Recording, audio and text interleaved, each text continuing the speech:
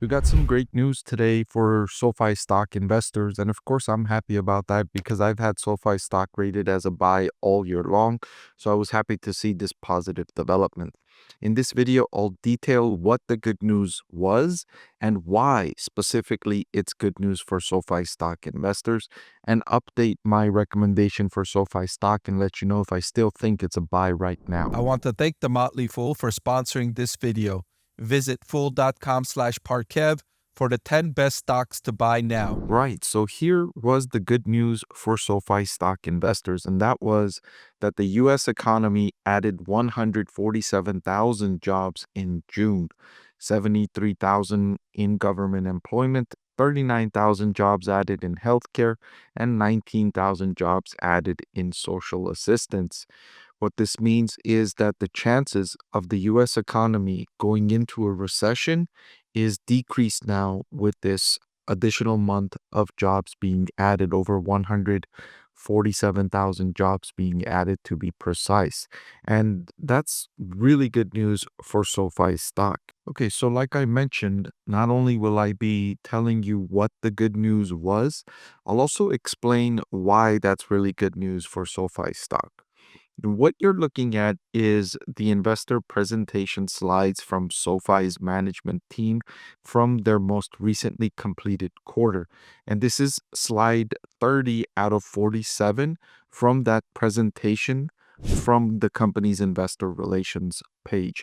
You can also get this information from fiscal.ai, which is my preferred data source. They aggregate a lot of this kind of information from companies' investor relations pages. So you don't have to go visit each and every company one by one.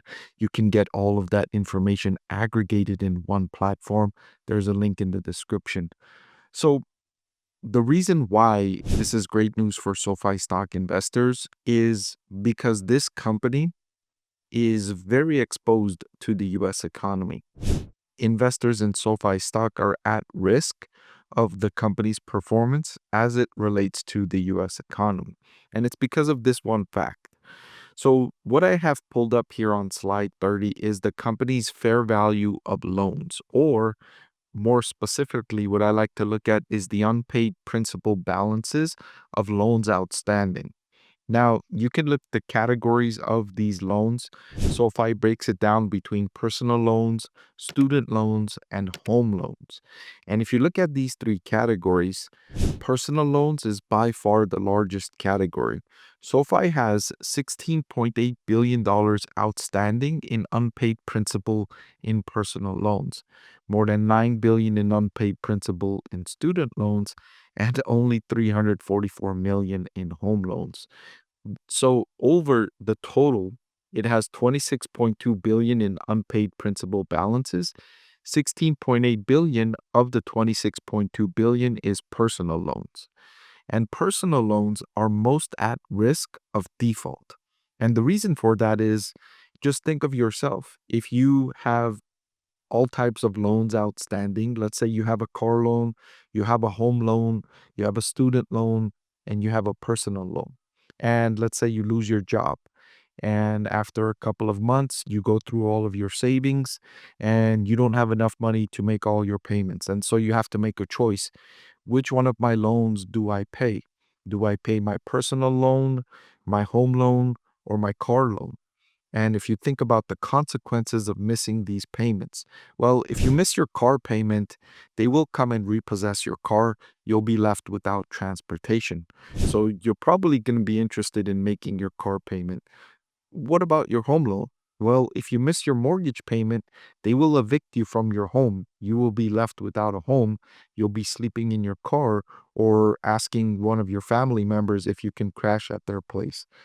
Not an attractive scenario, right? So you're going to be very interested in paying your home mortgage. But your personal loan, if you miss your personal loan, you're not going to get your car repossessed. You're not going to get your you're not going to get evicted from your home. There will be negative consequences. Your credit score will be hurt. You may get your wages garnished when you eventually return to the labor force, but you're not going to lose your home and you're not going to be left without transportation. So if you have to make a choice between your home loan, your car loan, or your personal loan, you're probably going to default on your personal loan first. Now, if you continue to face these negative circumstances and you don't have a job, you're probably going to lose your ability to pay your car payment and your mortgage payment as well. But that happens later, right? Early in an economic downturn, the personal loans are the first ones to get defaulted on. And SoFi has the highest exposure of its overall portfolio to personal loans. So SoFi's business is going to be impacted quicker than many other lending companies when the economy turns south. So it's good to see that the economy continues to perform well in the US. Meanwhile, SoFi continues to diversify its business away from having such high exposure to personal loans. Every quarter, SoFi makes progress in boosting its tech business and boosting its financial services business and becomes less reliant on lending. It's also selling some of these loans to third parties and thereby, again, reducing its exposure as a percentage of its overall portfolio to personal loans. Additionally, the home loan segment and the student loan segment are growing, especially the home loan segment is growing much faster than the personal loan segment. And so, as the business progresses, its exposure to this risk factor decreases. So it's a race for SoFi to diversify its business away from personal loans and trying to do that before the US economy goes into its next recession, right? The US economy will go into a recession eventually. It always does. Every several years, the US economy goes into a recession. It's part of the economic cycle. It's just a matter of when, and nobody knows when.